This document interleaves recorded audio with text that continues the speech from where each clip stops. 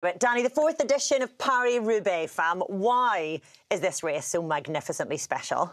It's just so iconic, isn't it? I think if you asked anyone on the street to name a few bike races, it would be the Tour de France and then that one with the cobbles. And here we are, brutal cobbles, 30 kilometres of them, and the most savage cobbles in the world as well, just to light things up. One of the best things is that it is one of the most well-known, but everyone forgets the name of it, so everyone describes it as, you know, that one that's like bumpy all the time, all the way down the street, that one. Well, how would you describe it then? Because our season opener, you described Strade Bianche as being the sexy one.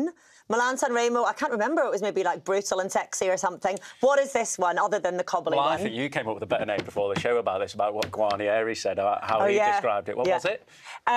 Jacopo Guarnieri put on his Instagram that it was, what was it? Fast, dirty, sexy. Not my words, but it's a good description, isn't it? Very good description. Yeah, I mean, fast. It feels like a long old slog out there, though, doesn't it, Dan? It does, yeah. I mean, it's a long race, and as Danny pointed out, there's 30 kilometres of those horrible cobblestones. I mean, we saw Tour of Flandre, obviously, last Sunday. They're nowhere near as bad as the cobblestones you get in northern France. And even though you know how bad they are, every time you go to those stretches of road, they're worse than you remember them. They're just not uniform, are they? It's like someone's just thrown a load of rocks all over the road, and then they've just been concreted in. Massive gaps between the cobbles. It's just savage. It's absolutely horrific. We're on this side of the I know, I screen, love it from here. Sure. I wonder, can we have a little look at some of our selected start list for today? Because we have had 3 editions of this so far, and only Alison Jackson she's the only defending champion coming back. Lizzie Deignan is, of course, injured. We send her our best regards. Elisa Longo-Borghini is taking a rest right now. So what about these names here then, Adam?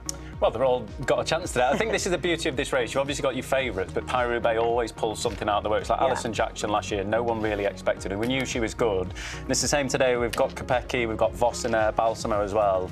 But for me, this race is completely open with slightly damp cobbles and slightly greasy and wet cobbles. Yeah. It opens it up even more. And I think for the men's and the women's, but the women's today, I think one of the main things is that they'll be able to get ahead. Everyone will want to get ahead on the cobbles, get a clear run, which will make it faster, which will make the attacking earlier on, which will obviously suit some people and not so much the others. But it's just going to be fast and furious, and there is a big old tailwind, so it's going to make it extra fast today. I think the difference in this race versus any other race is it's so advantageous to be in that break, because generally the race will come to the break. You know that there's going to be crashes behind, and yes, we have to have strength in numbers, but it's so hard to control a race like Paris-Roubaix. You can't even control it. You know, there's such little asphalt between the cobbled sections when we do get there that I think, yes, strength in numbers, but it's going to be just so tough out there today with the weather conditions that we've had, because actually, yes, it's dry, but because it's been wet this week, the riders will race as if it's dry, which will make it even harder, because you'll come around a corner and you'll have a little wet patch or,